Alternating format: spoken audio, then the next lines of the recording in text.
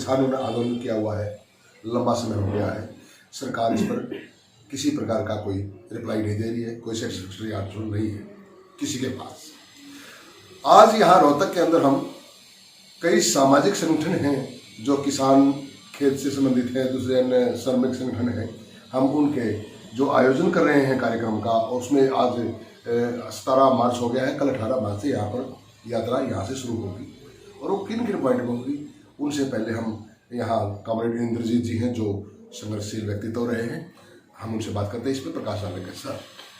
हमारी जो ये किसान मजदूर पदयात्राएं होंगी, उनमें एक पदयात्रा तो हांसी से टिकरी बॉर्डर तक जाएगी और दूसरी जो जींद के अंदर खटकड़ का प्लाजा है, टोल प्लाजा, वहां से शुरू होकर रोहतक पहुंचेगी, पहली वाली यात्रा में ज्वाइन कर जाएगी।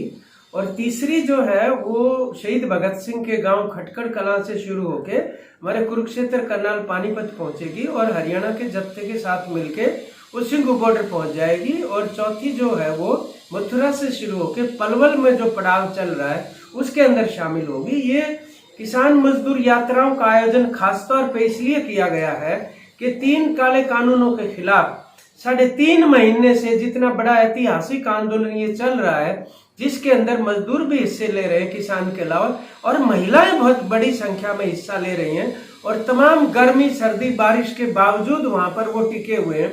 300 से ज्यादा की जान जा चुकी है वहां पर। इस मौके के ऊपर हम ये समझते हैं कि इस आंदोलन का विस्तार और मजबूत करना इसलिए जरूरी है कि ये जो मोदी सरकार है ये आज तक की सबसे ज्यादा किसान विरोधी और कृषि विरोधी सरकार है। उसको राजनीतिक रूप से घेराबंदी करना और जनता को उसके खिलाफ लामबंद करने के अलावा दूसरी कोई भाषा समझती नहीं है, क्योंकि इनका ना तो अपना कोई लोकतंत्र के अंदर विश्वास है और ये कॉरपोरेट सेक्टर के अलावा जनता के किसी भी क्षेत्र की उनको चिंता भी नहीं है। नेताजी पॉइंट कहाँ रहेंगे इसके जो यात्रा? इस यात्रा जो हांसी से चलेगी उसके पॉइंट हमारे साथी जो सुमित हैं, जो किसान सभा के कार्यकारी सचिव हैं और आयोजन समिति के मेंबर हैं, और उधर से जय भगवान भी आयोजन समिति के हैं, फूल सिंह शोकंद हैं, खेत मजदूरों की तरफ से राम कुमार और जगमाल जी हैं और सुरेखा है। इस तरीके से जिला कमेटियों के अंदर भी हमने आयोजन समितियां बनाई हैं, तो सुमित जी बताएंगे। ये जो हांसी से यात्रा शुरू होगी ये सोरखी रुकेगी और सोरखी से होते हुए बहनी महाराजपुर और महम रुकेगी। महम के बाद बड़अंबा खरकड़ा होते हुए मदीना और बहुकबरपुर रुकेगी, फिर रोहतक आएगी, रोहतक से खरावड़ और रोहद टोल प्लाजा और भादरगढ़ बाईपास और टीकरी जाएगी। दूसरी जो यात्रा है वो जो खटकड़ टोल प्लाजा से चलेगी वो वाया जुलाना, किला जफरगढ़, पौड़ी, लाखन माजरा होते हुए और ये भगवतीपुर से बहु अकबरपुर जो है वो जो हांसी से यात्रा चलेगी उसमें शामिल हो जाएगी। इसी तरह से जो खटकड़ कला भगत सिंह के पैतृक गांव से यात्रा शुरू होगी वो कुरुक्षेत्र करनाल पानीपत समारखा होते हुए सिंघू बॉर्डर पहुंचेगी और मथुरा वाली यात्रा भी जो अलग अलग पड़ाव होते हुए पलवल पहुंचेगी।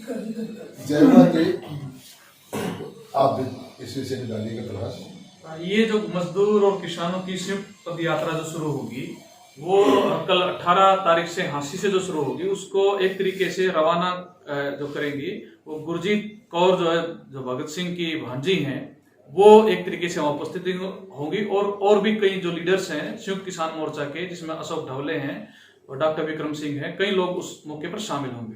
दूसरी बात हम ये कहना चाहते हैं कि ये केवल किसानों का मसला नहीं है बल्कि मजदूरों के साथ बहुत इसका नजदीक का संबंध है। अगर ये कानून लागू होते हैं तो निश्चित तौर पर जो खाद्य सुरक्षा वो बड़े संकट में पड़ जाएगी। मंडी सिस्टम खत्म होगा और सरकार की खरीद व्यवस्था अगर सरकारी खत्म हो गई तो राशन तो मिड डे मील है या इवन की आंगनबाड़ी के अंदर भी राशन की सप्लाई बाधित होकर वो स्कीम भी खत्म होना तय है। दूसरी बात हम ये कह रहे हैं कि सरकार ने इन कानूनों के साथ ही मजदूरों के बारे में भी लेबर कोड पारित कर दिए, उनके जो अधिकार थे अभी तक उनको खत्म कर दिया है।